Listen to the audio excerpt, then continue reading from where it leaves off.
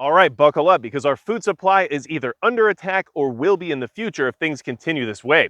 Two Chinese nationals have been charged with conspiracy, smuggling goods, false statements, and visa fraud while being accused of smuggling a fungus into the United States as a potential agro-terrorism weapon. Yes, so what fungus was this? It's Fusarium Graminearum, which is basically something that causes a disease in wheat, barley, maize, and rice that can wipe out entire crops and cause vomiting as well as liver damage if consumed. So it's dangerous for humans. Now here's what happened. Zunyong Lu tried to smuggle the fungus in through the Detroit, Michigan airport to be studied at the University of Michigan by his girlfriend, Yoon King Jian, where she worked. Okay? Now, Jian received funding from the Chinese government for her research on this fungus back in China. Is now working at the University of Michigan in their laboratories, trying to get a hold of the same fungus for some reason.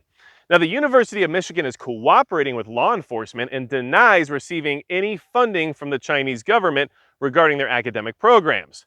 However, there is something that you need to be aware of regarding the situation and the University of Michigan specifically.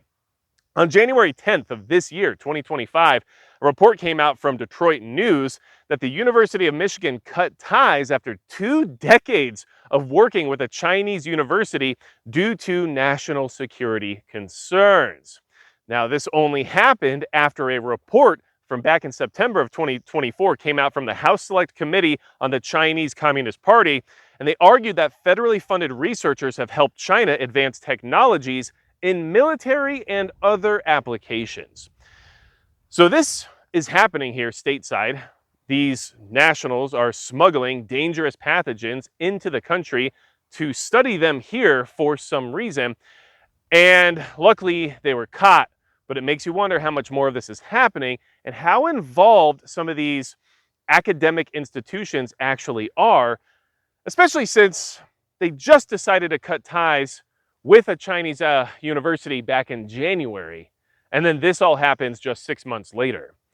Gives you something to think about, doesn't it? So keep prepping, just ensure you have control over your own food security. And if something happens where a pathogen or a fungus was released upon the food supply, you could at least hold out in the meantime in order to ensure that the food you're eating is safe. And of course, we always need more food. Now, if you found this information beneficial or valuable, make sure you hit the subscribe button down below. That way I can get more reports out like this for you when they become available or when the information is pertinent or relevant to preparedness. And for all the new people here, I don't dye my hair. It's not fungus. And yes, I still think it looks good.